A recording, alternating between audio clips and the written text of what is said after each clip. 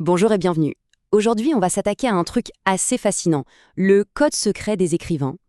Vous savez, cette petite magie qu'ils utilisent pour nous faire ressentir des choses, pour nous faire voyager juste avec des mots. On va essayer de regarder ensemble derrière le rideau. La question de départ, elle est là. Comment est-ce qu'on peut, avec des mots qu'on utilise tous les jours, construire des émotions aussi fortes, des images aussi précises? C'est un peu ça le mystère qu'on va tenter de percer aujourd'hui.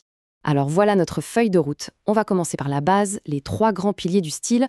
Ensuite, on fera un petit tour d'horizon des outils, les fameuses figures de style. Après ça, on verra comment organiser tout ça dans une analyse qui tient la route. Et on terminera avec le plan d'attaque ultime en 3 étapes. Allez, on y va. Bon, on commence par le commencement. Faut savoir que n'importe quelle technique d'écriture, mais vraiment n'importe laquelle, peut se ranger dans une de ces 3 grandes familles. Si on comprend ça, on a déjà fait une bonne partie du chemin. En gros, il y a 3 niveaux. D'abord, le lexical, c'est simplement le choix des mots. Est-ce qu'ils sont positifs, négatifs? De quel univers viennent-ils? Ensuite, le grammatical. Là, on regarde la construction des phrases, les temps, ce genre de choses. Et enfin, les figures de style. Ah, là, c'est la partie créative, la boîte à outils artistique de l'auteur. C'est vraiment la distinction de base à avoir en tête. Alors justement, parlons-en de cette boîte à outils. Les figures de style, c'est un peu les pinceaux de l'écrivain. C'est avec ça qu'il va donner de la couleur, du relief, et surtout, qu'il va nous embarquer dans son histoire. On commence simple avec les comparaisons. La plus directe, c'est la comparaison, avec son petit mot outil. Ses yeux brillaient comme des étoiles. Facile. Maintenant, si on enlève le comme, ça donne « ses yeux étaient des étoiles ». Et là, paf, c'est une métaphore. L'image est plus forte, plus directe.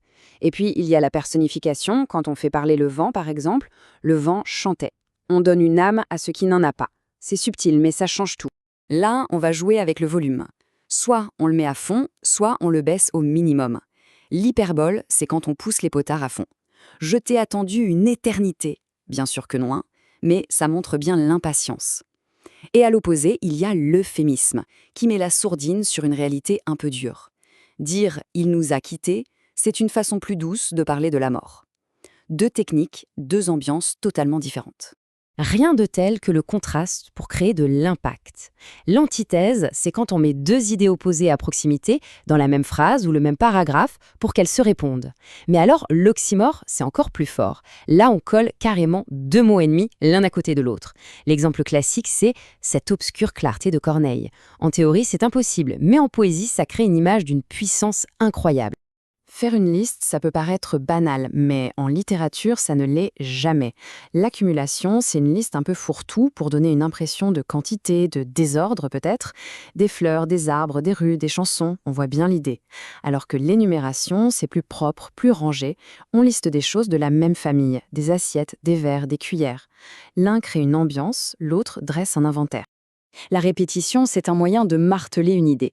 L'anaphore, c'est quand on répète le même début de phrase. Ça crée un rythme, une sorte d'incantation. Moi, je vis, moi, je rêve. Ça rentre dans la tête.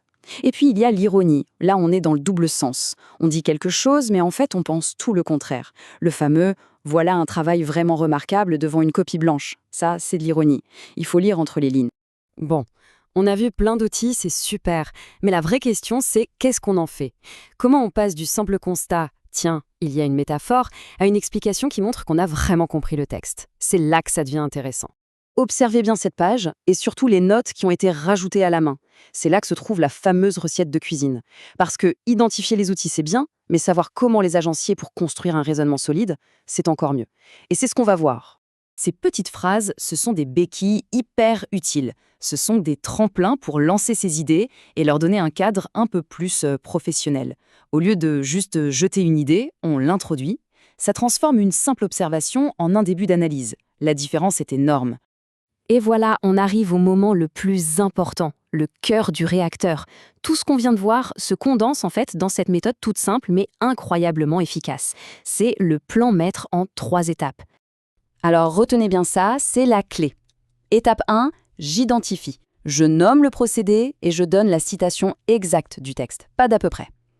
Étape 2, j'analyse. J'explique en une phrase comment ça marche techniquement. C'est une métaphore car elle associe 2 éléments sans outil de comparaison. Et l'étape 3, la plus cruciale, je déduis l'effet. Qu'est-ce que l'auteur a voulu créer avec ça? Quel est le but? Cette troisième étape, c'est là qu'on montre qu'on a tout compris. Il faut se transformer en détective et se demander quelle était l'intention de l'auteur. Est-ce qu'il cherche à mettre en valeur quelque chose, à le rendre plus beau, à le valoriser, ou au contraire, à le rabaisser, à le dévaloriser, ou peut-être même à critiquer ou dénoncer une situation. Trouver cette intention, c'est ça la finalité de l'analyse. Et voilà, maintenant, les outils pour décoder les textes sont là, à portée de main. Le code n'est plus si secret. La prochaine fois qu'un livre ou un poème passera sous vos yeux, l'approche ne sera plus la même. On peut se mettre à chercher les indices, à se demander pourquoi tel mot, pourquoi telle image. Et là, la lecture devient une enquête vraiment passionnante.